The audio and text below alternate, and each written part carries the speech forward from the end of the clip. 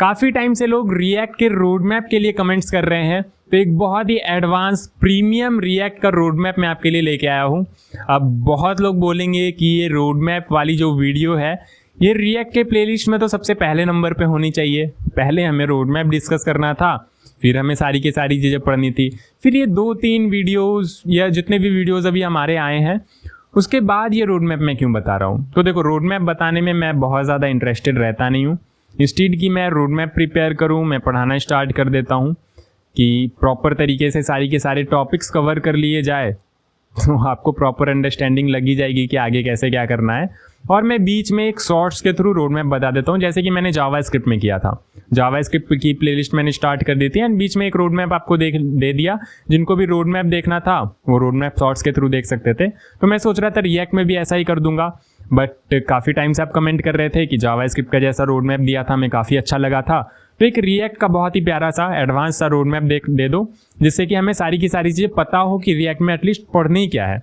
तो आपका भी कहना बहुत सही है, तो मैं आपके लिए एक रोड मैप ले आया। हालांकि मैं इसको शॉर्ट्स में ही देने वाला था, बट जब मैं रोड मैप मैंने पूरा का पूरा प्रिपेयर किया तो मुझे लगा कि काफ़ी सारी चीज़ें ऐसी है जो आपको प्रॉपर अंडरस्टैंडिंग देने की नीड है कि कैसे कैसे क्या क्या चीज़ें करनी है, कब प्रोजेक्ट्स प्रैक्टिस करने हैं, कब चीज़ें पूरी सीखनी है।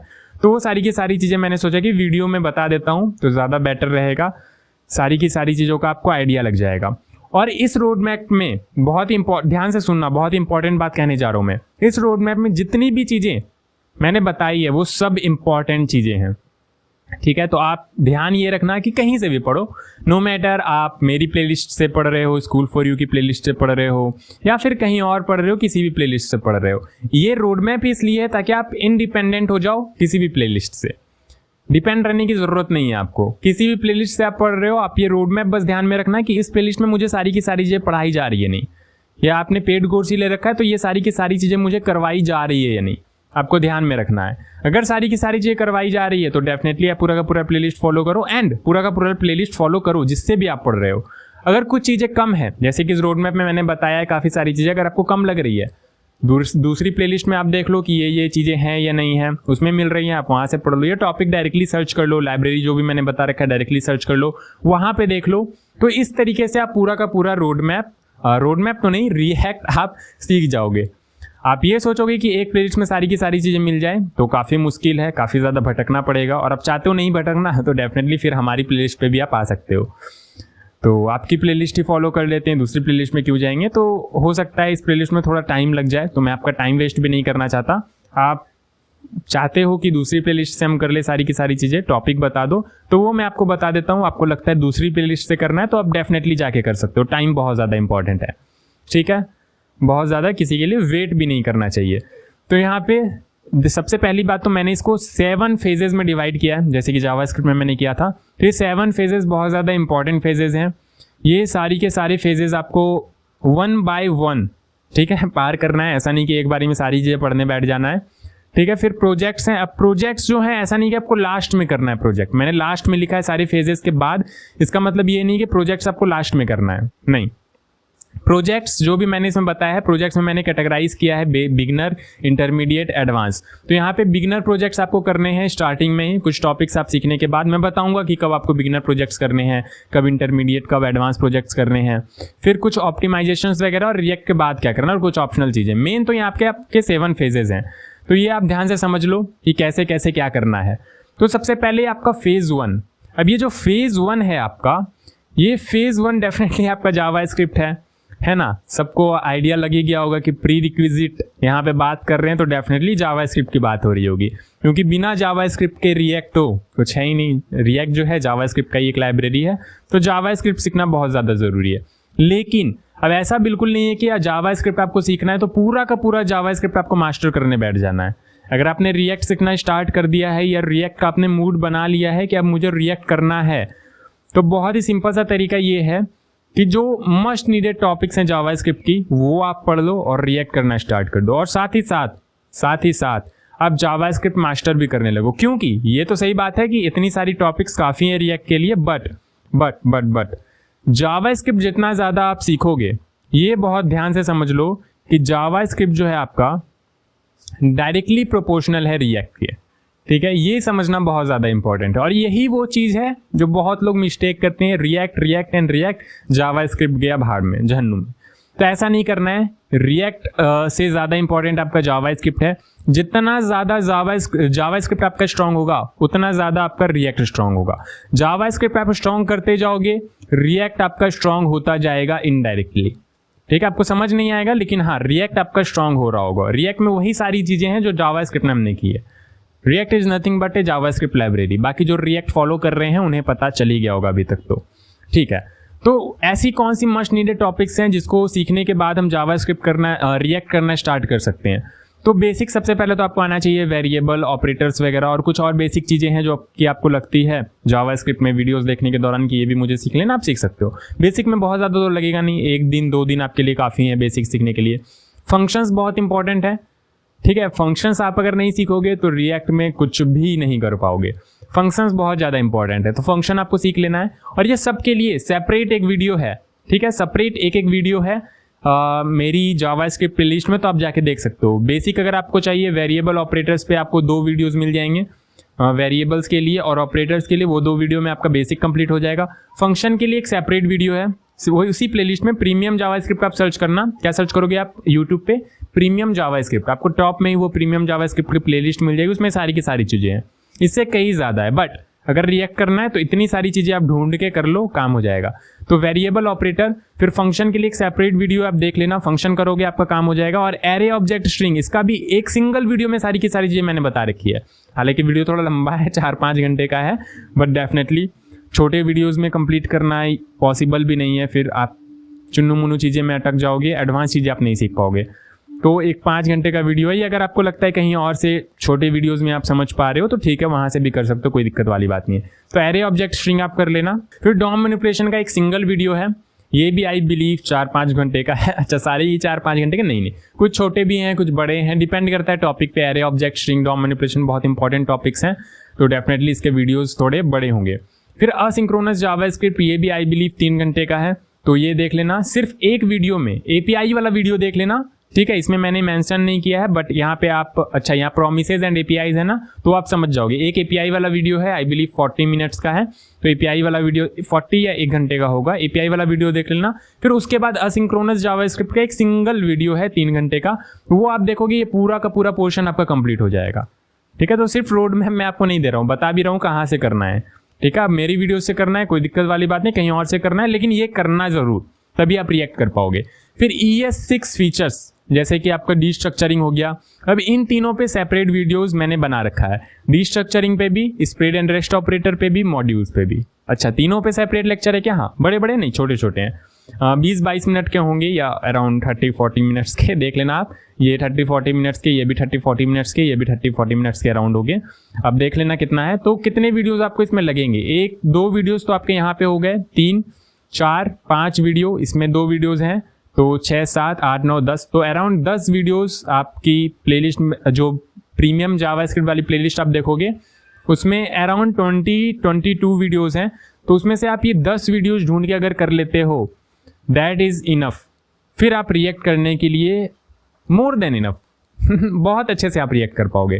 ठीक है, तो ये था आपका प्री रिक्विजिट, इतना तो आप कर ही लेना, फिर रिएक्ट में आना। अदरवाइज फिर समझ में आएगी चीज़ें। अगर आप मेरे से पढ़ रहे हो तो डेफिनेटली मैं आपको समझा रहूँगा, बट उतना ज़्यादा फील नहीं आएगा डेवलपमेंट का। तो ये प्री रिक्विजिट डेफिनेटली आप अच्छे से कर लेना।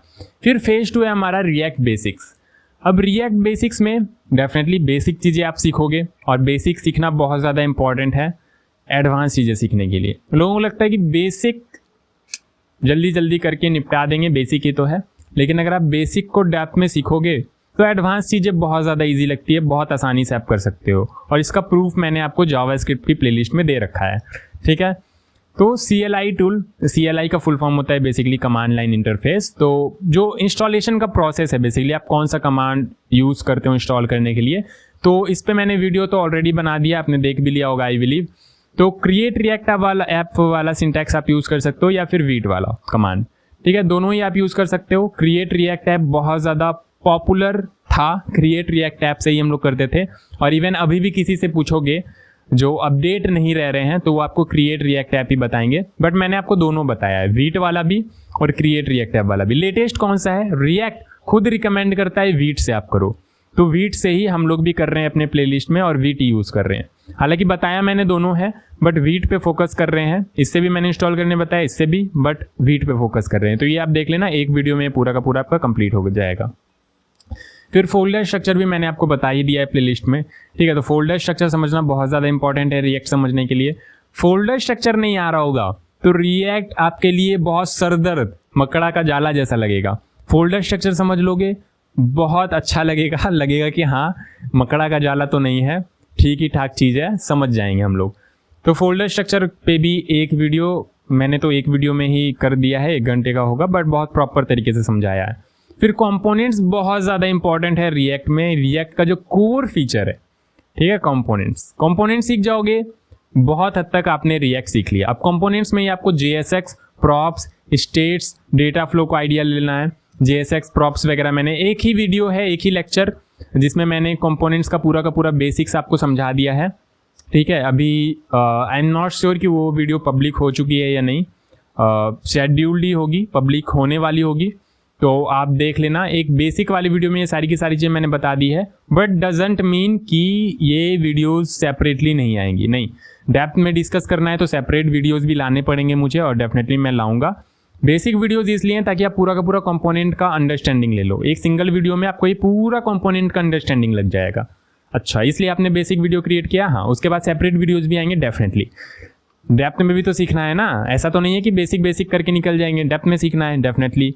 तभी तो इंटरव्यू वगैरह में भी आप प्रॉपर तरीके से, या सिर्फ इंटरव्यू ही क्यों सोचते हैं हम लोग, डेवलपमेंट करेंगे कैसे अगर डेप्थ में नहीं सीखेंगे? तो डेवलपमेंट बहुत ज़्यादा इंपॉर्टेंट है। ऑप्टिमाइजेशंस कैसे करोगे अगर डेप्थ में नहीं सीखोगे? तो ऑप्टिमाइजेशंस भी इंपॉर्टेंट है। तो JSX, prop, state, data flow, एक वीडियो में मैंने पूरा बेसिक्स आपको सिखा दिया, आपको समझ में आ जाएगा। हुक्स वगैरह का आइडिया दे दिया है। फिर स्टाइलिंग पे मैंने अभी तक वीडियो क्रिएट नहीं किया, इतना ही था जितना मैंने अभी तक वीडियो बनाया, उसके बाद अभी मैं क्रिएट कर रहा हूँ, बट बीच में मैंने रोड मैप दे दिया, तो आई बिलीव आपका सीक्वेंस बिगड़ेगा नहीं, रोड मैप ही है, क्या ही बिगड़ेगा, है ना। तो स्टाइलिंग में आपको CSS और टेलविंड CSS कर लेना है। अब स्टाइलिंग में इतना ही नहीं है, ये बेसिक, ये देख लो, रिएक्ट बेसिक्स की मैं बात कर रहा हूँ अभी, रिएक्ट बेसिक्स की। तो रिएक्ट बेसिक्स में जितनी चीज़ें होनी चाहिए समझने के लिए वो मैं बता रहा हूँ, ठीक है। स्टाइलिंग में बहुत सारी चीज़ें जो मैंने आगे बताई है आपको आने वाले फेजेस में। तो स्टार्टिंग में बेसिक्स में आपको CSS और टेलविंड CSS से सीखना है। बहुत ज़्यादा डेप्थ में आपको अलग अलग लाइब्रेरीज एक्सप्लोर करने नहीं बैठ जाना है, अदरवाइज फिर आप फंसोगे, डेफिनेटली फंसोगे, मेरी गारंटी है। बहुत ज़्यादा प्रो तो हो सकता है नहीं ना फंसो, बट मैं अपनी बात कर रहा हूँ, अगर मैं कर रहा होता तो मैं फंस जाता, क्योंकि मैं बहुत ज़्यादा प्रो नहीं हूँ या बहुत ज़्यादा शार्प माइंड नहीं है मेरा। तो ऑन एन एवरेज में बात कर रहा हूँ, तो सीरियसली मत ले लेना कि मैं कैसे फंस जाऊंगा, मैं तो बहुत प्रो हूँ, ठीक है। आप प्रो आप कर सकते हो, आगे भी चीज़ें जो मैं आपको नेक्स्ट फेजेस में बताने वाला हूँ तो आप पहले भी कर सकते हो। तो ये हो गया आपका बेसिक। इतना करने के बाद आप कह सकते हो कि हाँ मुझे रिएक्ट आता है। क्या कह सकते हो आप? हाँ मुझे रिएक्ट आता है। कोई आपसे पूछे कि रिएक्ट आता है, डेफिनेटली आता है। बता सकते हो कंपोनेंट क्या है, डेफिनेटली। JSX क्या है, हाँ डेफिनेटली। प्रॉप्स क्या है, हाँ डेफिनेटली। एडवांस चीज़ें रिएक्ट में नहीं बता पाओगे अभी आप, ठीक है। ये एडवांस डेवलपमेंट आप नहीं कर पाओगे। अब ये बेसिक आपने कर लिया, उसके बाद थोड़ा मोड़ा बेसिक प्रोजेक्ट आप नहीं करोगे, रेंडरिंग देख लोगे, फिर उसके बाद बेसिक प्रोजेक्ट आप कर पाओगे, ठीक है। हालांकि बीच बीच में मैंने कुछ प्रोजेक्ट्स करा रखे हैं, जैसे कि ये बेसिक वाला जो था कंपोनेंट्स वाला वीडियो, इसके बाद जस्ट मैंने एक काउंटर एप्लीकेशन बनवाया था, वो बहुत बेसिक है, बेसिक से भी बेसिक है। तो वो नन्हे मुन्ने प्रोजेक्ट्स तो हम लेक्चर्स के दौरान बना ही रहे होंगे, इसमें कोई दिक्कत वाली बात नहीं है, इसमें कोई समझौता हम करेंगे ही नहीं। प्रोजेक्ट्स तो बनाना ही, प्रोजेक्ट से बढ़िया कुछ नहीं है सीखने के लिए। तो छोटे मोटे प्रोजेक्ट्स तो हम बीच में करेंगे ही, ठीक है। तो इसके लिए आपको टेंशन नहीं लेना है, बीच बीच में मैं प्रोजेक्ट कराता रहूँगा। बाकी ये जो मैंने प्रोजेक्ट्स दे रखे हैं, ये यहाँ पे 6, 5 और 5, ये इतने जो प्रोजेक्ट्स मैंने दे रखे 16 प्रोजेक्ट्स, ये भी मैं करवाऊँगा बीच बीच के लेक्चर्स में। बट कब करवाऊँगा वो बहुत इंपॉर्टेंट है। तो रिएक्ट बेसिक्स में 1-2 प्रोजेक्ट्स आपको मिल जाएंगे बीच बीच में, ठीक है। फिर फेज 3 आपका आता है रेंडरिंग, कि आप डेटा दिखाओगे कैसे। डेटा आपके पास डेटाबेस से आ रहा हो, नो मैटर, आपने लोकली एरे वगैरह बना रखा हो, कोई दिक्कत वाली बात नहीं है। बट डेटा आप साइट में दिखाओगे कैसे, अपने वेब एप्लीकेशन में वो डेटा दिखाओगे कैसे, दैट इज कॉल्ड रेंडरिंग, कि आपके वेबसाइट में क्या चीज़ें कैसे रेंडर हो रही है, ठीक है। तो इसके लिए आपको सबसे पहले तो इवेंट हैंडलिंग समझना बहुत इंपॉर्टेंट है। हालांकि अब जावास्क्रिप्ट में ये वाला जो वीडियो मैंने बताया है आपको, ये वाला डॉम मैनिपुलेशन वाला वीडियो, ठीक है। इसमें आप इवेंट हैंडलिंग प्रॉपरली अंडरस्टैंड कर लोगे, प्रॉपरली। अगर यहाँ पे आपने सीख लिया देन यहाँ पे बहुत ज़्यादा आपको सीखने की, या स्किप भी कर सकते हो आप, ऐसा भी मैं कह सकता हूँ। लेकिन रिएक्ट के पॉइंट ऑफ व्यू से हम इवेंट हैंडलिंग यहाँ पे सीख रहे होंगे, सेम ही चीज़ है। इवेंट हैंडलिंग मतलब इवेंट हैंडलिंग, वो आप जावास्क्रिप्ट में कर रहे हो, रिएक्ट में आप देख रहे हो, सेम ही चीज़ है, ठीक है। तो आप जावास्क्रिप्ट में करके आ रहे हो, ये आप 2x पे 3x पे जितना पे भी देखना है देख के आप निपटा सकते हो। फिर इवेंट हैंडलिंग के बाद आपको रेफ्स का आइडिया ले लेना है, रेफरेंस का, ठीक है। उसके लिए आप यूज़, रेफरेंस, हुक वगैरह आप सीखोगे, और हुक्स वगैरह तो बहुत सारे सीखने हैं, बट जो काम पढ़ते जा रहे हैं वो हम लोग एक एक करके सीखते जा रहे हैं। बाकी हुक्स वाला एक अलग फेज़ है जिसमें कि आपको पूरा का पूरा हुक सीखना है, ठीक है। ये वो सारी की सारी चीज़ें जो जैसे जैसे नीड आती जा रही है प्रोजेक्ट बनाने के लिए, वो हम सीखते जा रहे हैं, और ये प्रॉपर तरीका मुझे तो लगता है यही प्रॉपर तरीका है, ठीक है। फिर कंडीशनल रेंडरिंग, अच्छा लाइफ साइकिल का आइडिया लेना है कि रिएक्ट में लाइफ साइकिल कैसे कंपोनेंट माउंट होता है, अनमाउंट होता है, लाइफ साइकिल का क्या प्रोसेस है यहाँ पे, वो पूरा का पूरा अंडरस्टैंड आपको करना है। उसमें आपको यूज इफेक्ट एक हुक मिल जाएगा, ठीक है। इसको आपको सीखना है, बहुत इंपॉर्टेंट है। 2 बेसिक हुक्स हैं, यूज स्टेट, यूज इफेक्ट, ये आपको सीखना ही सीखना है, ठीक है। यहाँ बेसिक्स में भी मैंने ये जो हुक्स बताया ना, तो यहाँ पे हुक्स में मैं वही बेसिक हुक्स डिस्कस करूंगा जो कि बहुत ज़्यादा इंपॉर्टेंट है बेसिक प्रोजेक्ट्स वगैरह क्रिएट करने के लिए। बेसिक क्या, कोई भी प्रोजेक्ट क्रिएट करने के लिए वो हुक्स चाहिए ही आपको, ठीक है। फिर उसके बाद कंडीशनल रेंडरिंग, कि अगर मान लो लेट्स से कुछ भी, कि एक कंडीशन पे आपको ये चीज़ें रेंडर करनी है, एज ग्रेटर देन 18 है तो आपको उसको दिखाना है कुछ नॉर्मल तरीके से, या एज लेस देन 18 है तो आपको वहाँ पर रेड कलर से दिखाना है। या फ्लिपकार्ट वगैरह आपने देखा होगा कि अगर प्रोडक्ट का काउंट जो है आउट ऑफ स्टॉक हो चुका है, बेसिकली उसका काउंट 0 है, तो वहाँ पे हम लोग रेड मार्क से हाईलाइट करते हैं प्रोडक्ट को कि आउट ऑफ स्टॉक हो चुका है, ठीक है। लेकिन वही अगर 0 से ज़्यादा है, 1-2 है, तो वहाँ पे हम दिखाते हैं कि फ्यू प्रोडक्ट्स लेफ्ट। लेकिन अगर बहुत ज़्यादा है तो वहाँ पे हम कुछ नहीं दिखाते हैं, प्रोडक्ट्स अवेलेबल, ठीक है। तो इस तरीके से कंडीशनल रेंडरिंग कैसे करते हैं वो आपको देखना है। फिर लिस्ट रेंडरिंग, बहुत ज़्यादा इंपॉर्टेंट, यहाँ पे लोग कंफ्यूज बहुत ज़्यादा होते हैं, तो कंफ्यूज ना हो इसलिए मैंने इसको 3 पार्ट में बांटा है। नॉर्मल एरे सबसे पहले तो आपको रेंडर करके देखना है कि नॉर्मल एरे आप रेंडर करा पा रहे हो नहीं। नॉर्मल एरे से कहने का मेरा मतलब ये है कि एक एरे ऑफ स्ट्रिंग, ठीक है। यहाँ पे आपका एक स्ट्रिंग आएगा, यहाँ पे कुछ वैल्यू है, फिर यहाँ पे कुछ वैल्यू है, फिर यहाँ पे कुछ वैल्यू है, तो ये स्ट्रिंग का एक एरे है। यहाँ पे मल्टीपल स्ट्रिंग्स आ रहे हैं, तो इसको आप मैप करके कैसे अपने साइट पे रेंडर कराओगे ये आपको सीखना है। फिर इसके बाद array of object, array of string आपने करा लिया तो एरे ऑफ ऑब्जेक्ट भी बहुत ज़्यादा कुछ है नहीं, एरे ऑफ ऑब्जेक्ट भी आप करा लोगे। एरे ऑफ ऑब्जेक्ट कहने का मतलब ये कि एक एरे होगा लेकिन उसके अंदर मल्टीपल ऑब्जेक्ट्स होंगे, ठीक है। ये हो गया एक ऑब्जेक्ट, की वैल्यू पेयर कुछ यहाँ पे होगा, फिर ये आपका दूसरा ऑब्जेक्ट, यहाँ पे कुछ की वैल्यू पेयर होगा, फिर ये आपका तीसरा ऑब्जेक्ट। इस तरीके के कितने ऑब्जेक्ट होंगे मुझे नहीं पता, हो सकता है डेटाबेस से या एपीआई वगैरह कॉल करके हम फेच कर रहे हो, या लोकली हम बना के प्रैक्टिस कर रहे हो। पहले तो लोकली ही करेंगे फिर एपीआई के साथ काम करेंगे। तो ये रेंडरिंग आपको आना चाहिए, लिस्ट रेंडरिंग, ठीक है।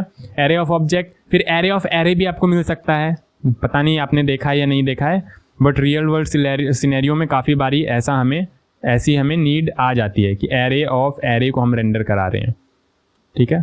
इस तरीके से एरे के अंदर मल्टीपल एरे हैं, तो आप यहाँ पे एक एरे को पहले मैप करोगे, एक एक एरे आपको मिल रहा होगा, फिर उसके अंदर घुस के नेस्टेड मैपिंग करोगे। वो सब कैसे कर सकते हो तो थोड़ा सा कॉम्प्लिकेट हो जाता है, बिगनर्स को कॉम्प्लिकेटेड लगता है, तो इसलिए मैंने 3 पार्ट्स में ये तोड़ा है। पहले ये तो एक बेसिक सा सीख लो, फिर उसके बाद थोड़ा सा एडवांस में जाओ, रेंडरिंग करने सीखो, फिर उसके बाद थोड़ा और एडवांस में जाओ और रेंडरिंग करने सीखो। अच्छे से रेंडरिंग वाला पोर्शन आ गया, दैट मीन्स आपको बहुत सारी चीज़ें आ गई, ठीक है, बहुत कुछ आप कर पा रहे होगे आप रिएक्ट में। फिर उसके बाद हायर ऑर्डर कंपोनेंट्स की, एक कंपोनेंट के अंदर कंपोनेंट, जैसे हायर ऑर्डर फंक्शंस होते थे वैसे ही हायर ऑर्डर कंपोनेंट्स आप कैसे क्रिएट कर सकते हो ताकि बार बार आपको वो कंपोनेंट बनाने की नीड ना पड़े। आप सिर्फ रैप करो उस कंपोनेंट के अंदर और आपका काम हो जाए। नहीं समझ में आएगा डेफिनेटली, अगर सब कुछ समझ में आ जाता तो फिर तो आपने रिएक्ट पढ़ लिया है, दैट मीन्स समझ नहीं आ रहा है इसलिए तो आप रोड मैप देख रहे हो ताकि इन सारी चीज़ों को हम जाके समझ पाए, ठीक है। तो ये आपको समझ में आ गया, और रेंडरिंग में ये सारी की सारी चीज़ें सीखनी है, और ये लिंक मैं आपको दे दूंगा तो आप जाके देख लेना, ठीक है। तो फेज़ 4 यहाँ पे आपके पास है एपीआई में डेफिनेटली आपको फेच वगैरह तो जावास्क्रिप्ट में ही मैंने बता रखा है। एक्सियोज आपको सीखना है, रिएक्ट क्वेरी अभी भूल से भी मत जाना ऐसा क्यों मैं बोल रहा हूँ, क्योंकि रिएक्ट क्वेरी आप अभी इसलिए मत सीखो क्योंकि स्टेट्स वगैरह प्रॉपर रिएक्ट के साथ कंफर्टेबल हो जाओ, फिर ये एडवांस चीज़ों में आता है, इसको बाद में सीखना। तो उसको मैं अलग कलर अभी दे सकता हूँ क्या आई बिलीव मैं दे सकता हूँ अलग कलर। ये तो रेड कलर, टेक्स्ट का कलर ये है क्या, वाइट। ठीक है, तो इसको आप बाद में सीखना, इसको अभी सीखने की कोई नीड नहीं है। एपीआई में आपको क्या सीखना है, जो जावास्क्रिप्ट में आपने सीखा है ना सिंक्रोनस प्रोग्रामिंग, बस उतना अगर आपको आता है इनफ है। उसके बाद यहाँ पे आपको एक एक्सियोस अलग से लाइब्रेरी में बताऊंगा जिससे आप आसानी से काम कर पाओगे। दैट्स इट, इतना आप कर लोगे। उसके बाद ये करने के बाद आप यहीं पे वो फैचिंग वाला प्रोजेक्ट सब बनाओगे। जैसे आपने रेंडरिंग सीखा ना, तो ये तो आप लोकली डेटा के साथ रेंडर करने सीख जाओगे। फिर उसके बाद एपीआई कॉल करके आपको array of object, array of array जैसी चीजें मिल रही होंगी, तो उसको आप रेंडर करोगे। तो आप एपीआई और रेंडरिंग दोनों एक साथ कनेक्ट करके कैसे काम कर सकते हो, प्रोजेक्ट बना सकते हो, वो आपको सीखना है। तो ये सीख गए। फिर उसके बाद कुछ प्रोजेक्ट्स आप यहाँ पे क्रिएट करोगे, बेसिक प्रोजेक्ट्स। प्रोजेक्ट में बिगनर फ्रेंडली अगर प्रोजेक्ट की बात करें हम, तो टू डू लिस्ट, ठीक है। टू डू लिस्ट तो हालांकि लोकल डेटा से भी आप बना सकते हो, बट देखेंगे लोकल डेटा से भी बनाएंगे, मॉक एपीआई का यूज़ करके भी बनाएंगे, एपीआई वगैरह फेच करके, ठीक है। फिर वेदर ऐप एक आप बना सकते हो एपीआई फेच करके। तो एपीआई वगैरह आप सीख जाओ तो ही आप यहाँ पे वेदर ऐप पे काम कर सकते हो, या न्यूज़ ऐप भी आप बना सकते हो। यहाँ पे न्यूज़ ऐप मैंने नहीं लिखा है, या न्यूज़ ऐप भी आप ऐड कर लेना, ठीक है। न्यूज़ ऐप भी आप क्रिएट कर सकते हो, या मैं कर दूँ क्या क्रिएट, मैं एडिट क्यों नहीं कर पा रहा हूँ, एक मिनट रुक जाओ। अलाउ तो मैंने कर दिया, तो ठीक है। तो यहाँ पे न्यूज़ ऐप भी आप बना सकते हो, बेसिक प्रोजेक्ट ही है ये भी।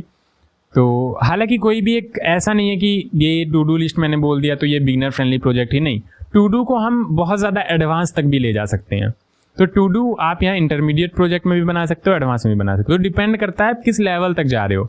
यहाँ पे मैंने बिगनर लेवल में ये सारी की सारी चीज़ें मेंशन की है, दैट मीन्स आपको इसको बिगनर फ्रेंडली रखते हुए ही बनाना है। मतलब अगर यहाँ पे मैं मिनी ई कॉमर्स स्टोर की बात कर रहा हूँ, तो आपको एक छोटा सा ई कॉमर्स स्टोर ही बनाना है।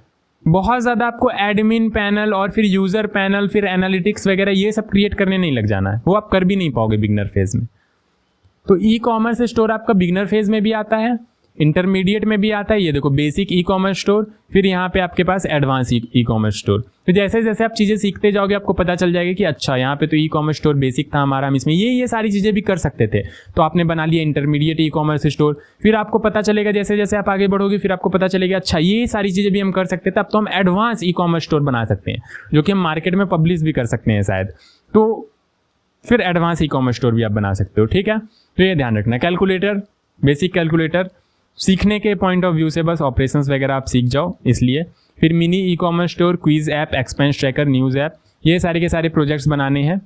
कब? जब आप यहाँ एपीआई वाले फेज में घुस जाओगे, ठीक है। एपीआई वाले फेज में घुस जाओगे, और अगर आपको इन सारी चीज़ों में like mini e commerce store में हो सकता है आपको राउटिंग की नीड पड़ जाए, तो राउटिंग की अगर नीड पड़ती है तो अभी तक आपने राउटिंग नहीं सीखा है, तो यहाँ पे आपको राउटिंग वाले फेज में आके राउटिंग सीख लेनी है, ठीक है। तो जैसे जैसे मैं आपको बता रहा हूँ वैसे वैसे करते जाना। लाइक टू डू लिस्ट में तो आप क्या ही राउटिंग करोगे, इसमें राउटिंग की अभी नीड नहीं है बेसिक में, तो आप टू डू लिस्ट बना सकते हो, वेदर ऐप बना सकते हो, कैलकुलेटर बना सकते हो। आपको क्विज ऐप में भी आप अगर थोड़ा कॉम्प्लेक्स करना चाहते हो तो आप राउटिंग भी इसमें लगा सकते हो, मल्टीपल पेजेस के साथ काम करना सकते हो, अदरवाइज आप नॉर्मली भी बना सकते हो। तो राउटिंग की अगर नीड पड़ती है तो फेज 5 में आ जाना है, पहले राउटिंग सीख लेना है, फिर प्रोजेक्ट में जाना है, इस तरीके से काम करना है, ठीक है। तो राउटिंग में आपको रिएक्ट राउटर, 10 स्टैक राउटर, तो 10 स्टैक राउटर तो अभी आप भूल जाओ ठीक है। रिएक्ट राउटर पे काम करना, और रिएक्ट राउटर में पहले आपको सिखाऊंगा। ऐसा ये इसका मतलब ये नहीं है कि 10 स्टैक राउटर हम नहीं सीखेंगे, नहीं, डेफिनेटली सीखेंगे। रिएक्ट राउटर से थोड़ा बेटर है आपका 10 स्टैक राउटिंग, तो ये सीखेंगे। फिर उसके बाद आप देखोगे कि 10 स्टैक बेसिकली यहाँ पे हुक्स में तो नहीं, एडवांस में, अच्छा आगे देखते हैं। तो राउटिंग में रिएक्ट राउटर आपको सीखना है। 10 स्टैक राउटिंग को थोड़ी देर के लिए छोड़ दो, ठीक है, इसको थोड़ी देर के लिए आप छोड़ दो, बहुत ज़्यादा दिमाग नहीं लगाना है इसमें। 10 स्टैक राउटर लेकिन आप ध्यान में रखना, इसको सीखना है आगे, अभी छोड़ सकते हो, आगे सीखना है, ठीक है। तो राउटिंग आपने सीख ली, फिर आप गए प्रोजेक्ट में जिसमें राउटिंग की नीड पड़ रही थी, आपने राउटिंग कर लिया, बहुत बढ़िया। फिर अब हुक्स बहुत ज़्यादा इंपॉर्टेंट है, मल्टीपल हुक्स आपको सीखने पड़ेंगे जिसमें आपको यूज स्टेट आता होगा, ठीक है, लेकिन सिर्फ आता होगा, इन डेप्थ आइडिया आपको अभी भी नहीं लगा होगा। तो यूज स्टेट का आप इन डेप्थ आइडिया लोगे। अब जो यहाँ पे एक एक करके हुक सीख रहे हैं, तो अब एक एक हुक सीखने के दौरान इन डेप्थ आइडिया लेके हम प्रोजेक्ट्स भी बना रहे होंगे, प्रोजेक्ट्स के थ्रू ही सीख रहे होंगे। तो यूज स्टेट का आपको इन डेप्थ आइडिया लेना है कैसे क्या काम करता है, यूज इफेक्ट का आपको इन डेप्थ आइडिया लेना है कैसे क्या काम करता है, यूज रेफरेंस का, यूज लोकेशन का, use call back, use memo, सबका आपको इन डेप्थ आइडिया लेना है किस किस तरीके से काम करता है और कहाँ कहाँ यूज कर सकते हैं। इन डेप्थ आइडिया का मतलब ये नहीं कि सिर्फ उसको पढ़ना है, इंटरनल अंडरस्टैंडिंग नहीं, कहाँ कहाँ यूज कर सकते हैं, किन किन केसेस में रिक्वायर्ड पड़ती हैं वो चीज़ें, और करके भी देखना है, करके भी देखना है। ऐसा नहीं कि थ्योरी वाइज देख लिया हमने कि अच्छा यहाँ यहाँ, ज़्यादातर हम लोग यही करते हैं कि एक ट्यूटोरियल हम देख रहे हैं उसमें बताया जाता है कि हाँ यहाँ पे रिक्वायर्ड पड़ेंगी, जब ये आएगा तो ये करेंगे। आपको करके भी देखना है, ठीक है, मैं करके भी दिखाऊंगा, प्रोजेक्ट्स वगैरह में हम लोग करेंगे। तो ये हो गया आपका एडवांस पावर्स तो नहीं, हुक हमारा हो गया, ठीक है। राउटिंग में भी मैंने आपको बता दिया, ठीक है, हुक्स आपका क्लियर हो गया। फिर यहाँ पे फेज 7 में आ जाओ। फेज 7 में आपको स्टेट मैनेजमेंट सीखना है प्रॉपरली। अब स्टेट मैनेजमेंट के लिए आप बोलोगे स्टेट मैनेजमेंट तो हमने सीख लिया, यूज स्टेट सीखा तो स्टेट वगैरह ही तो कर रहे थे, तो 1-2 पेज के एप्लीकेशन बना रहे हो, दैट्स गुड कि आप यूज स्टेट यूज़ कर रहे हो। लेकिन फिर अगर आप थोड़े से कॉम्प्लेक्स में जा रहे हो तो आपको स्टेट मैनेजमेंट के लिए ये सारी चीज़ें यूज़ करनी पड़ेगी, इनका यूज़ सीखना पड़ेगा। कॉन्टेक्स्ट एपीआई प्लस रेड्यूसर, हाँ कॉन्टेक्स्ट एपीआई, आप सिर्फ कॉन्टेक्स्ट एपीआई भी यूज़ कर सकते हो, लेकिन जिन्हें रिडक्स टूलकिट बहुत भारी भरकम लगता है वो कॉन्टेक्स्ट एपीआई में रेड्यूसर मिक्स करके रिडक्स वाली फीलिंग ले लेते हैं।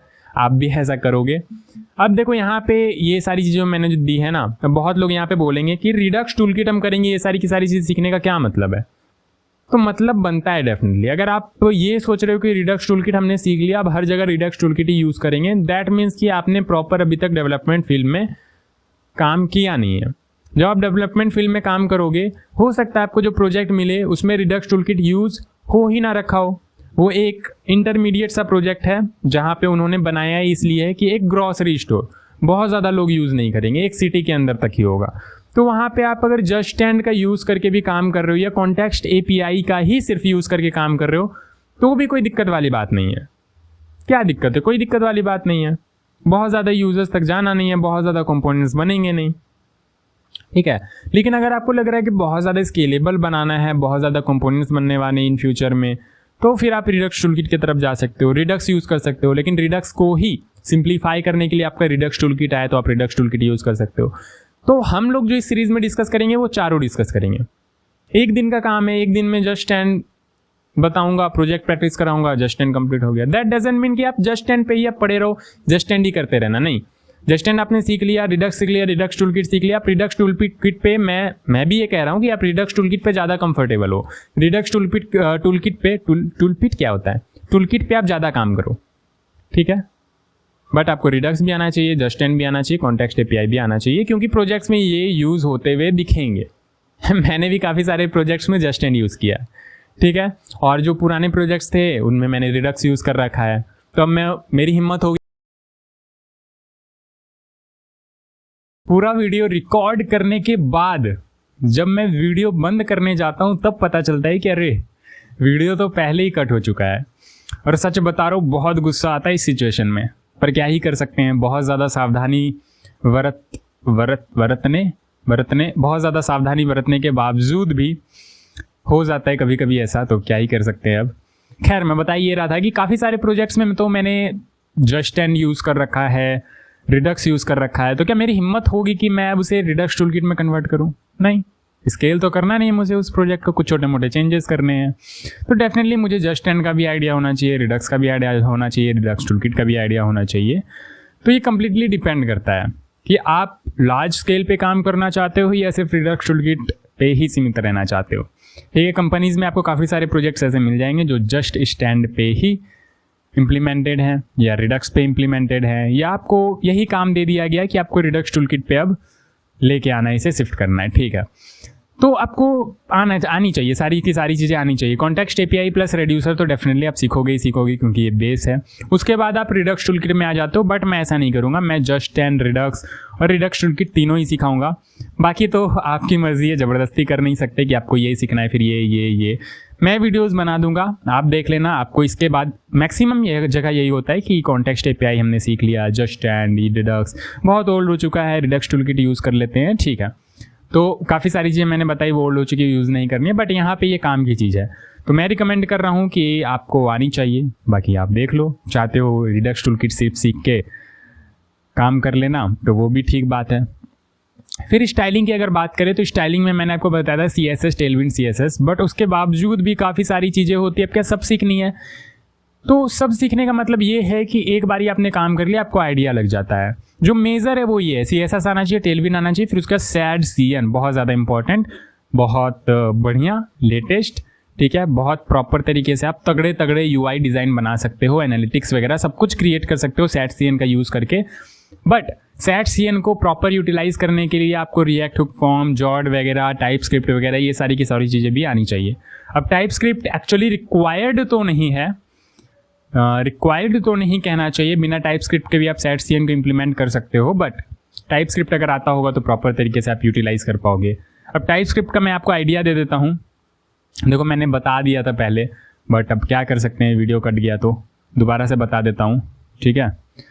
टाइपस्क्रिप्ट बहुत लोगों को लगता है कि रिएक्ट में टाइपस्क्रिप्ट सीखना है, बट टाइपस्क्रिप्ट जो है ना जावास्क्रिप्ट का ही पार्ट है आपका। ये हो गया आपका जावास्क्रिप्ट, और जावास्क्रिप्ट का सुपर सेट हो गया आपका टाइपस्क्रिप्ट, ठीक है। तो जावास्क्रिप्ट जो है आपका सबसेट है टाइपस्क्रिप्ट का। टाइपस्क्रिप्ट की अगर बात करें तो जावास्क्रिप्ट तो है ही, टाइपस्क्रिप्ट के अंदर जावास्क्रिप्ट तो है ही, प्लस टाइप सेफ्टी भी है, ठीक है। तो टाइप सेफ्टी को जावास्क्रिप्ट के साथ मिक्स कर दो तो आपका बनता है टाइपस्क्रिप्ट, ठीक है। तो जावास्क्रिप्ट का एक सुपर सेट है टाइपस्क्रिप्ट का ही सबसेट, छोटा सा पार्ट है जावास्क्रिप्ट। तो टाइपस्क्रिप्ट वगैरह आप सीख लेते हो, बहुत ज़्यादा अभी आपको इसमें नहीं पढ़ना है, जब सीखने जाओगे तब देख लेना है एग्जैक्टली कि टाइपस्क्रिप्ट क्या होता है, कैसे यूज़ करते हैं। तो SAD-CN में आपको टाइपस्क्रिप्ट बहुत सारी ऐसी चीज़ें हैं जिसका इंप्लीमेंटेशन होता हुआ दिखाई देगा। तो SAD-CN बहुत प्रॉपर है, बहुत तगड़े तरीके से SAD-CN पे डेवलपर्स काम करते हैं, तो मैं भी यही रिकमेंड करता हूँ। और डेजी UI तो आप आसानी से सीख लोगे, एक दो प्रोजेक्ट करोगे डेजी UI आ जाएगा। फिर उसी तरीके से styled component, material UI and design, Redux UI projects करते हुए आ जाएगा। कहीं आप एक प्रोजेक्ट पकड़ोगे, हो सकता है आपके जो ट्यूटर हैं या मेंटोर है जो प्रोजेक्ट पढ़ा रहे हैं, आपको बता रहे हैं, सिखा रहे हैं, वो उसमें एंड डिज़ाइन, रिडक्स UI वगैरह यूज़ कर रहे हैं, या कोई और प्रोजेक्ट बना रहे हो सकता है आपके मेंटर वहाँ पे मटेरियल UI यूज़ कर रहे हैं, तो प्रोजेक्ट के दौरान आप सीख लेते हो। जो मेजर नाम है वो मैंने आपको बता दिया कि ये सारी की सारी चीज़ें आपको सारे के सारे लाइब्रेरीज एंड ऑल, ये आपको सारी की सारी चीज़ें मिलेंगी CSS में स्टाइलिंग के लिए, ठीक है। तो कंफ्यूज नहीं होना कि मटेरियल UI नहीं सीखते हैं, एंड डिज़ाइन नहीं सीखते, नहीं, बहुत ज़्यादा कुछ कॉम्प्लिकेटेड थोड़ी है। अभी आपको लग रहा होगी इतना सब कुछ सीखना है क्या, नहीं। SAD-CN, CSS, टेलविंड CSS सीख लोगे तो डेजी UI आप ऑटोमेटिकली बहुत ईजी है। टेलविंड CSS में बहुत ज़्यादा कोड लिखना पड़ेगा, इसमें तो और नहीं लिखना पड़ेगा, और कोड ही पना तो हम सब में होता है कि शॉर्टकट की तरफ हम सब भागते हैं। तो डेफिनेटली डेजी UI, SAD-CN, बाकी ये सारी की सारी चीज़ें प्रोजेक्ट्स के थ्रू, ठीक है। तो स्टाइलिंग वाला पार्ट भी आपका क्लियर हो जाएगा, ऑल राइट। फिर उसके बाद एनिमेशंस में आपको ये 3 लाइब्रेरी मैंने दे रखे हैं। GShap अगर बहुत तगड़े कोर से आपको एनिमेशंस वगैरह बिल्ड करने हैं तो GShap से आप तगड़े तगड़े एनिमेशंस बिल्ड कर सकते हो। अगर आपको थोड़ा सा सहूलियत चाहिए आपको एनिमेशन बिल्ड करने में, एनिमेशन बनाने में, जो भी वेबसाइट आप बना रहे हो आप चाहते हो ये इस तरीके से हिलते डोलते हुए एनिमेशन के साथ आए, तो आप framer motion, GShap, react, spring वगैरह यूज़ कर सकते हो, और सब कुछ हम लोग देखेंगे, ऑल राइट। मैक्सिमम तो अभी फ्रेमर मोशन काफ़ी ज़्यादा ट्रेंड में है, तो आप फ्रेमर मोशन यूज़ करोगे, मैं भी आपको बताऊंगा, GShap भी आपको बताऊंगा, और देखते हैं क्या क्या चीज़ें डिस्कस करते हैं। ये एक फाइनल रोड मैप, हमारे प्लेलिस्ट का तो फाइनल रोड मैप नहीं है, ये रोड मैप एक ऐसा रोड मैप है जिससे मैं आपको बता रहा हूँ ये सारी चीज़ें आपको आनी चाहिए। हो सकता है प्लेलिस्ट में हम कुछ चीज़ें इसके अलावा इंक्लूड कर दें कमेंट के अनुसार, कमेंट अगर कुछ आती है जो हो सकता है मेरे ध्यान में ना गया और मैंने ना डाला रोड मैप में, कमेंट्स वैसे ही आती है तो मैं हो सकता है इंक्लूड कर दूँ। जावास्क्रिप्ट में भी मैंने काफ़ी सारी चीज़ें इंक्लूड की हैं, ठीक है, तो इसमें भी हो सकता है मैं इंक्लूड कर दूं, या हो सकता है कुछ चीज़ें मुझे लगता है जैसे स्टाइलिंग में मुझे लगता है कि मैंने CSS बता दिया, टेलविंड CSS बता दिया, डेजी UI बता दिया, SAD-CN बता दिया, हो सकता है मटेरियल UI भी बता दिया। फिर मैंने बोला कि जिस तरीके से ये सब यूज़ कर रहे हैं उसी तरीके से ये भी कर लोगे आप, थोड़ा बहुत आइडिया दे दिया, हो गया। इस पर मैंने पूरा सेपरेट लेक्चर नहीं बनाया, तो ये भी हो सकता है। तो डिपेंड करता है कि आप किस तरीके से जाना चाहते हो। फिर एनिमेशन मैंने आपको बताया, वैलिडेशन में जो मैं आपको बता रहा था, रिएक्ट हुक फॉर्म, जॉड, फॉर्मिक्यूब तो बेसिकली हम लोग कंबाइंड वे में यूज़ करते हैं, बाकी रिएक्ट हुक फॉर्म और जॉड वगैरह भी हम लोग यूज़ करते हैं कंबाइंड वे में। तो खैर ये तो फॉर्म वैलिडेशन की चीज़ें हम लोग देखेंगे, बहुत ज़्यादा आपको समझ में नहीं आएगा। वैलिडेशन मतलब बस इतना होता है कि फॉर्म जो आप बना रहे हो उसमें कोई बंदा एक्यूरेट ईमेल डाले, ऐसा नहीं कि ईमेल की जगह कुछ भी अल्फ़ा बीटा गामा डाल दे, नंबर की जगह प्रॉपर नंबर ही डाल रहा हो, ठीक है, कंट्री के हिसाब से जहाँ जिस तरीके से नंबर चल रहा होता है उसी तरीके से नंबर वो डाल रहा हो। तो इस तरीके से हम फॉर्म वैलिडेट करते हैं कि यूज़र सही चीज़ें डाल रहा है, यानी यूज़र को फोर्स करते हैं सही चीज़ें डालने के लिए। हो सकता है यूज़र बहुत ज़्यादा पढ़ा लिखा ना हो, तो यूज़र ने गलत भी डाल दिया और ले लिया एप्लीकेशन में। ऐसा नहीं होना चाहिए। यूज़र अगर गलत डाल रहा है तो एप्लीकेशन आपका बताए कि हाँ आप गलत डाल रहे हो, ऐसा होना चाहिए भैया, ठीक है। तो वो आता है वैलिडेशन के अंतर्गत। तो इसके लिए आप ये सारी की सारी चीज़ें यूज़ कर सकते हो, मैनुअली भी कर सकते हो, बट ये सब अगर रिएक्ट को प्रॉपर तरीके से एडवांस तरीके से यूज़ करना चाहते हो तो ये सब लाइब्रेरीज आप सीख सकते हो। फिर टेस्टिंग वगैरह के लिए, टेस्टिंग तो मुझे नहीं लगता है मैं इसमें हो भी सकता है बता दूँ, बट हो भी सकता है ना बताऊँ, डिपेंड करता है। तो जेस्ट, रिएक्ट टेस्टिंग लाइब्रेरी और ये सब आप यूज़ कर सकते हो टेस्टिंग के लिए, ठीक है। फिर उसके बाद प्रोजेक्ट्स में मैंने आपको बता ही दिया कि प्रोजेक्ट्स में आप ये सब, और टेस्टिंग बहुत ज़्यादा इंपॉर्टेंट है एक्चुअली, ठीक है। टेस्टिंग बहुत ज़्यादा इंपॉर्टेंट है। अब हो सकता है टेस्टिंग करना आपका काम ना हो, आपका काम है बिल्ड कर देना, टेस्टिंग करना किन्हीं और का काम हो। ऐसा भी होता है कि टेस्टिंग करने के लिए आपने एक अलग बंदा रखा है, वो टेस्टिंग करेगा, आपका काम है बिल्ड करके दे देना। तो ये सब भी हो सकता है कि पूरा का पूरा काम आप ही ना करो, तो डिपेंड करता है, ठीक है, देखेंगे। हालांकि टेस्टिंग, डिप्लॉयमेंट, ये सब चीज़ों पे एक सेपरेट प्लेलिस्ट बनाया जाए तो बेटर है, ठीक है। मैं भी इन फ्यूचर अगर एग्जिस्ट करता हूँ यूट्यूब पे तो डेफिनेटली बनाऊँगा। तो प्रोजेक्ट्स में ये सब तो प्रोजेक्ट्स आपको बनाने ही हैं। बिगनर फेज़ आपने क्लियर कर लिया, ये जो मैंने आपको बताया इधर, और ये सब मैंने ओपन कर दिया था, ठीक है। तो आप देख लो, समझ में तो आ ही रहा होगा अब आपको। तो बिगनर फेज़ ये रेंडरिंग वगैरह आपने कर लिया, एपीआई राउटिंग वगैरह कर लिया। फिर बिगनर फेज़ तो आप पूरा का पूरा कंप्लीट चार्ट जाओगे, बिगनर प्रोजेक्ट्स तो आप पूरा का पूरा कर सकते हो, ठीक है। फिर उसके बाद राउटिंग के साथ साथ आपने ये हुक्स वगैरह कर लिया, और हुक्स के साथ आपने ये स्टेट मैनेजमेंट तक कर लिया। उसके बाद आप इंटरमीडिएट प्रोजेक्ट्स भी बना सकते हो, ये सारे के सारे इंटरमीडिएट प्रोजेक्ट्स आप बना पा रहे होगे। फिर उसके बाद आपने ये स्टाइलिंग, एनिमेशंस, वैलिडेशन, टेस्टिंग, ये सब आपने सीख ली। टेस्टिंग तो छोड़ो, वो तो टेस्ट करने का काम है। उतनी सारी चीज़ें आपने सीख ली, फिर आप एडवांस प्रोजेक्ट्स आसानी से बना पा रहे होगे, ठीक है। एडवांस ई कॉमर्स तो सब में ही है, डिपेंड करता है किस लेवल पे जाना चाह रहे हो। एडवांस ई कॉमर्स मतलब सब कुछ, यूज़र पैनल भी, फिर एडमिन पैनल भी, फिर अगर आप कुछ एम्प्लॉय के लिए पैनल बनाना चाहते हो जहाँ पे एम्प्लॉय आपका काम कर पाए तो वो पैनल भी, साथ ही साथ एनालिटिक्स वगैरह जहाँ पे एडमिन देख पाए कि किस तरीके से काम हो रहा है, हम लॉस में जा रहे हैं, प्रॉफिट में जा रहे हैं, कितने प्रोडक्ट्स बिक रहे हैं, पूरा एनालिटिक्स ग्राफ के थ्रू दिख पाए, वो सारी की सारी चीज़ें। उसी तरीके से blog app, chat app, movie app, portfolio app में भी आप कर सकते हो अगर बड़े पैमाने पर आप जाना चाहते हो तो। बाकी एडवांस में मैं बोलूँगा अगर इतना बना लेते हो आप सोशल मीडिया ऐप, हालांकि 7 तरह के प्रोजेक्ट्स होते हैं, या तो आप एजुकेशन के लिए बना रहे हो या तो सोशल मीडिया के लिए बना रहे हो, ठीक है। तो इसी तरीके से आपके 7 एप्लीकेशंस होते हैं, रेस्टोरेंट वगैरह के लिए बना रहे हो तो डिफरेंट चीज़ों में कैटेगराइज करके 7 तरह के प्रोजेक्ट्स होते हैं, वो आप बना लेते हो तो इनफ है। तो यहाँ पे तो 1, 2, 3, 4, 5 प्रोजेक्ट्स मैंने मेंशन कर रखे हैं, ये आप बना लोगे एडवांस प्रोजेक्ट्स, काफ़ी है। LMS क्या है? Learning management site. Learning management site में बेसिकली जैसे हमारा स्कूल फॉर यू है, तो वो भी मैंने प्रॉपर लर्निंग मैनेजमेंट साइट की तरह क्रिएट किया था, जहाँ पे सारी की सारी चीज़ें हम लोग मैनेज कर पा रहे हो। बैकएंड जो उसका मैंने क्रिएट किया था तो प्रॉपर 3 पैनल में क्रिएट किया था। बेसिकली एक एडमिन पैनल होगा जो कि मैं हूँ, एक बीच वाला पैनल होगा जहाँ पे हमारे मेंबर्स काम कर रहे होंगे, एंड फिर एक यूज़र पैनल होगा, स्टूडेंट पैनल, जहाँ पे आप लोग सारे के सारे नोट्स और जो भी चीज़ें हम लोग इधर से डाल रहे होंगे वो आपको दिख रहे होंगे। तो बहुत तगड़े लेवल पे क्रिएट किया था, हालांकि मैंने उसका फ्रंट एंड ही तगड़े लेवल पे नहीं बनाया, तो टाइम भी नहीं मिल पाता है, एक बंदा कितना ही मैनेज करे। अगर मैं मैनेज के लिए चाहूँ कि बंदा हायर कर लूँ तो डेफिनेटली पैसे लगेंगे, और मैं कोई पेड कोर्स तो दे नहीं रहा हूँ कि मेरे पास उतने पैसे हों, यूट्यूब से आ रहे हों कि मैं उसके लिए अलग से रख लूँ। तो LMS साइट आप मुझे गिफ्ट कर देना प्रॉपर तरीके से बना के, तो बहुत खुशी हो गई मुझे अगर एक प्रॉपर सा तगड़े लेवल का LMS साइट आता है। कोई भी टीचर या ट्यूटर चाहता है उसका खुद का LMS साइट हो, नोट्स वगैरह का झंझट ना हो, उस पर डाल दे, उस पर अपलोड कर दे, प्रॉपर तरीके से नोट्स वगैरह बना पा रहा हो, कोड वगैरह डाल पा रहा हो, कुछ वीडियोज़ अगर ज़रूरी हो तो वो भी डाल पा रहा हो। तो इस तरीके का LMS साइट अगर आप मुझे एक बना के दे दो, हालांकि हम लोग बनाएंगे, बट अगर आप मेरे साथ कंट्रीब्यूट करके कोलैबोरेट करके बनाओ तो बड़ी खुशी होगी। मेरे लिए एक गिफ्ट जैसा हो जाएगा ये, मुझे बहुत ज़्यादा यूज़फुल काम में भी आएगा, और आप दिखा भी पाओगे अपने इंटरव्यूअर या जहाँ पे भी आप प्रोजेक्ट्स दिखा रहे हो, दिखा के आप जॉब भी ले सकते हो प्रॉपर तरीके से, ठीक है। फिर ऑप्टिमाइजेशंस वगैरह, ऑप्टिमाइजेशंस के लिए देखो यहाँ पे जो मैंने लिखी है ऐसा नहीं है कि इनफ है। ऑप्टिमाइजेशंस के लिए बहुत सारी चीज़ें होती है जावास्क्रिप्ट में, जो अभी हम लोग इंटरव्यू जेस में पढ़ेंगे, नेक्स्ट मंथ आने वाला है।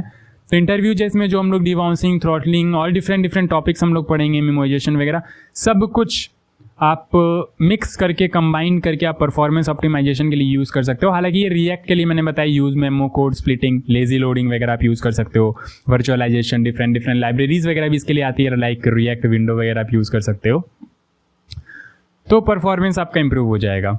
ठीक है, फिर बंडल साइज ऑप्टिमाइजेशन के लिए आप वेब पैक एनालाइजर एक लाइब्रेरी है, I believe web pack analyser, नाम तो मैं श्योर नहीं हूँ बट इसी तरीके का है, मैंने खुद भी यूज़ किया है, बहुत तगड़ा है। अच्छे से आपको बंडल का साइज़ वगैरह दिखा रहा होता है कि बंडल साइज कहीं बहुत ज़्यादा, तो आपको देख के पता चलेगा, बिल्कुल एक लेआउट बना के दे देता है आपको। आप देख सकते हो कि अच्छा इस बंडल का साइज इतना है, इसका इतना है, प्रॉपर तरीके से आपको विजुअली दिख रहा होगा कि इसके अंदर कौन सा बंडल, कौन सा पैकेज हमारा है, कौन कौन सा कंपोनेंट है और कि उस कौन से कंपोनेंट का कितना बंडल साइज है। उसको आप कंप्रेस कर सकते हो, कम कर सकते हो अपने हिसाब से, अगर आपको लग रहा है बहुत ज़्यादा। डेफिनेटली बंडल साइज ज़्यादा होगा तो लोड में भी प्रॉब्लम होगा।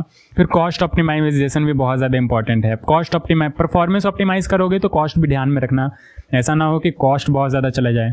जैसे कि API कॉल अगर बहुत ज़्यादा कर रहे हो तो डेफिनेटली कॉस्ट तो बढ़ेगा, आपका डेटाबेस पे लोड भी बढ़ेगा। तो API कॉल्स वगैरह रिड्यूस करोगे, डिबाउंसिंग, थ्रॉटलिंग वगैरह लगा के। लेजी लोड करोगे मतलब कि उतनी ही चीज़ें लोड करोगे जितनी की नीडेड है, एक स्क्रीन पे दिख पा रही हो, सब लोड क्यों ही करोगे। एक स्क्रीन पे जितनी चीज़ें नीडेड है उतना लोड कर दिया आपने, उस यूज़र ने उतना पढ़ लिया, उससे ज़्यादा अगर उसे जाना है तो स्क्रॉल करेगा, तब फिर और चीज़ें लोड करो। अदरवाइज हो सकता है यूज़र वहीं से चला जाए, तो फिर और चीज़ें लोड करने का क्या फ़ायदा, आपका कॉस्ट जाएगा बेकार में। फिर SEO, सर्च इंजन ऑप्टिमाइजेशन वगैरह पे आप फोकस करोगे कि SEO हम कैसे कर सकते हैं रिएक्ट में।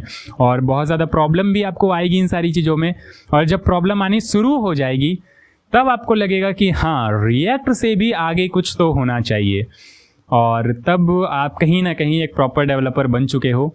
तो रिएक्ट से आगे क्या होना चाहिए, तो आफ्टर रिएक्ट आपके पास यहाँ पे ये 3 चीज़ें होती है। आप Next.js में चले जाओ, जो कि React.js पे ही बेस्ड एक फ्रेमवर्क है। React.js आपको आता है, Next.js भी आप आसानी से सीख पा रहे होगे, लेकिन Next.js एक फुल स्टैक फ्रेमवर्क है। फुल स्टैक यानी कि बैक एंड भी, फ्रंट एंड भी। ठीक है, तो जिनको फुल स्टैक डेवलपर बनना है तो मैं रिकमेंड नहीं करूँगा कि आप डायरेक्ट Next.js में जाओ या आप एंड्रॉयड में जाओ। आप ये सारी की सारी चीज़ रिएक्ट में कर लोगे, फिर उसके बाद आपको आ जाना है बैक एंड में, ये रिकमेंडेड है अगर फुल स्टैक डेवलपर बनना चाहते हो तो। अदरवाइज अगर सिर्फ चाहते हो कि मैं फ्रंट एंड डेवलपर ही बनना चाहता हूँ तो Next.js में आप फ्रंट एंड वाला पार्ट पूरा का पूरा सीख के काम कर सकते हो अपना। उसके बाद रिएक्ट नेटिव में जा सकते हो। ठीक है, रिएक्ट नेटिव भी रिएक्ट जैसा ही है, लेकिन एंड्रॉयड के लिए है ये बेसिकली। तो आप अगर रिएक्ट कर रखा है तो एंड्रॉयड डेवलपमेंट के भी की ओर भी आप आसानी से जा सकते हो। इसमें भी आपका जावास्क्रिप्ट एंड रिएक्ट में जो कंपोनेंट्स वगैरह आपने पढ़े उसी तरीके से एंड्रॉयड में भी आप काम कर पा रहे होगे, तो बहुत आसान हो जाता है एंड्रॉयड डेवलपमेंट भी आपके लिए। ठीक है, तो और Next.js कब करना है, बैकएंड के बाद। अगर फुल स्टैक डेवलपर बनना चाहते हो तो Next.js आपको बैकएंड के बाद करना है, क्योंकि Next.js एक फुल स्टैक फ्रेमवर्क है। तो आप बैकएंड या सर्वर की चीज़ें, सर्वर के बारे में आपको जब तक आइडिया नहीं होगा, प्रॉपर बैकएंड वगैरह आपने नहीं बना रखा होगा, तब तक आप Next.js के प्रॉपर पावर्स को यूटिलाइज नहीं कर पा रहे होगे। ठीक है, Next.js है तो बहुत तगड़ा, लेकिन प्रॉपर तरीके से यूटिलाइज तब कर पा रहे हो जब आपने बैकएंड भी कर रखा है और रिएक्ट वगैरह, जावास्क्रिप्ट वगैरह भी आपने कर रखा है प्रॉपर तरीके से, तब आप Next.js सीखने के लिए एबल हो। अदरवाइज आप चाहते हो सिर्फ फ्रंट एंड करना है तो फिर आप ये कर सकते हो। ठीक है, फिर ऑप्शनल है ये गिट एंड गिटहब।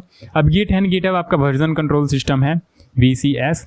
तो इसको आपको किस लिए सीखना है, बहुत ज़्यादा इंपॉर्टेंट है। ये तो आप डेली बेसिस पे यूज़ करते हो, तो आप रिएक्ट के पहले भी सीख सकते हो, रिएक्ट के बाद भी सीख सकते हो, कभी भी सीख सकते हो। जितना जल्दी सीख लो उतना ज़्यादा बेटर है। ऐसा मैं इसलिए बोल रहा हूँ क्योंकि मल्टीपल लोगों के साथ अगर आपको काम करना है कोलैबोरेट करके, तो गिट एंड गिटहब आपको आना चाहिए।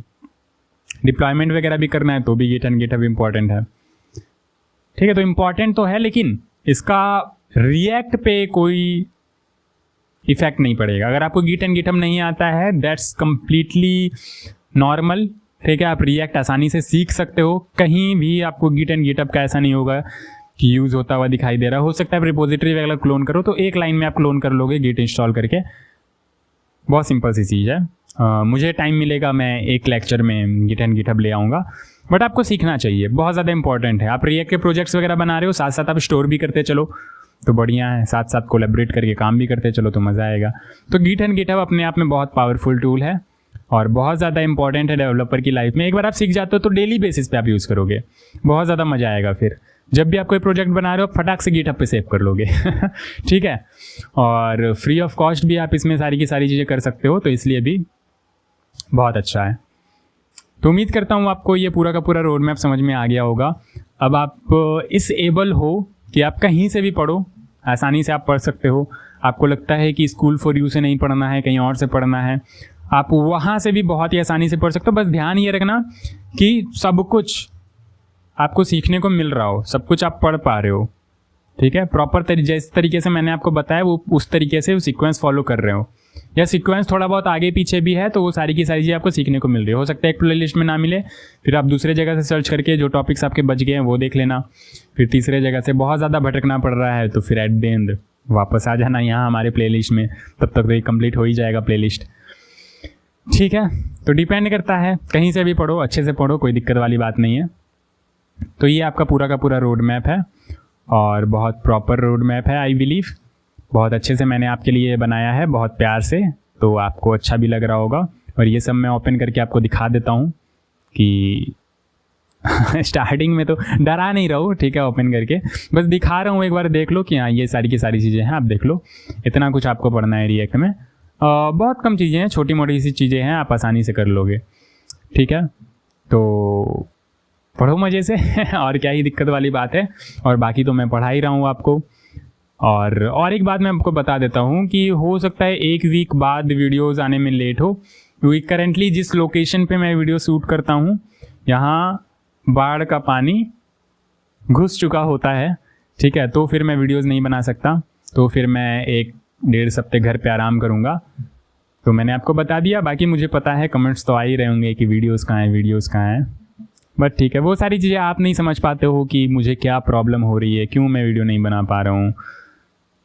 खैर धीरे धीरे जैसे जैसे आप मेरे साथ कनेक्ट होगे सारी चीज़ें आपको पता चलती जाएगी, मेरे बारे में भी आपको पता चल जाएगा कि अभी तक जो आप बिजनेस देख रहे हो ना एजुकेशन में, वो तो मैं यहाँ पे नहीं करूँगा डेफिनेटली, इसकी सियोरिटी मैं आपको देता हूँ, ठीक है। और अगर आपको लग रहा है 30 रुपये वाला मेंबरशिप बिजनेस जैसा आपको लग रहा है, तो फिर तो मैं क्या ही कर सकता हूँ। मैंने तो बोला भी नहीं है कि मेंबरशिप आपको लेना ही लेना है, मैं तो बिल्कुल नहीं कह रहा हूँ।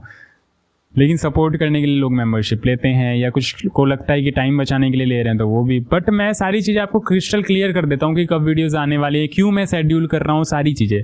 बट अगर आप वो सारी चीज़ें नहीं देख रहे हो और फिर आप बोल रहे हो तो फिर थोड़ा लगता है बुरा, बट ठीक है, कितना एक्सप्लेन कर सकते हैं। एक लाइन में अगर मैं आपको समझाना चाहूँ तो मैं ये कह सकता हूँ कि आप कहीं 10,000 का कोर्स देख लेना और फिर वापस स्कूल फॉर यू पे आना, और वो छोटा सा जो मेंबरशिप आपको दिख रहा होता है ना 30 रुपीज़ का, मिनिमम लोएस्ट प्राइस यूट्यूब पे उतना ही रख सकते हैं, उससे कम नहीं रख सकते। होता तो मैं वो करता, तो वो आपके लिए कहीं ना कहीं ज़्यादा बेटर है। 30 रुपीज़ वाले मेंबरशिप में ऐसा नहीं है कि मैं जानबूझ के शेड्यूल कर रहा हूँ तब आप मेंबरशिप ले रहे हो, नहीं। मेंबरशिप का एक और फ़ायदा ये है कि आपको एड्स वगैरह नहीं देखने को मिलते हैं। आप पेड कोर्सेज लोगे तो वहाँ एड्स देखने को नहीं मिलता, आप आसानी से पढ़ पाते हो। यहाँ 30 रुपीज़ में आपको ऐड देखने को नहीं मिल रहे हैं और पूरा का पूरा वही कॉन्टेंट मिल रहा है। और अगर पे नहीं भी करोगे तो भी एट दी एंड तो आपको कंटेंट वही मिलेगा, मैं छुपा तो कुछ नहीं रहा हूँ और सारी चीज़ें बता के ही कर रहा हूँ। तो डेफिनेटली अब एज अ सपोर्ट तो मुझे बहुत अच्छा खासा है, बट फिर भी सपोर्ट तो है, बट फैमिली भी होती है ना, आपकी भी होगी, मेरी भी है। तो अब देखते हैं आगे कब किस मोड़ पे चले जाए, कोई गारंटी नहीं है। हो सकता है यूट्यूब पे ही छा जाए, या हो सकता है यूट्यूब से हट के कुछ अलग करियर करना पड़े, वो भी हो सकता है। तो डिपेंड करता है। तब तक के लिए तो बाय बाय एंड पढ़ते रहो। रोड मैप आपको मिल गया, अब रिएक्ट में रुकना तो नहीं है कहीं, ठीक है, किसी के लिए भी, चाहे वो मैं ही क्यों ना हूँ। तो फिर मिलते हैं नेक्स्ट वीडियो में। Bye bye, take care.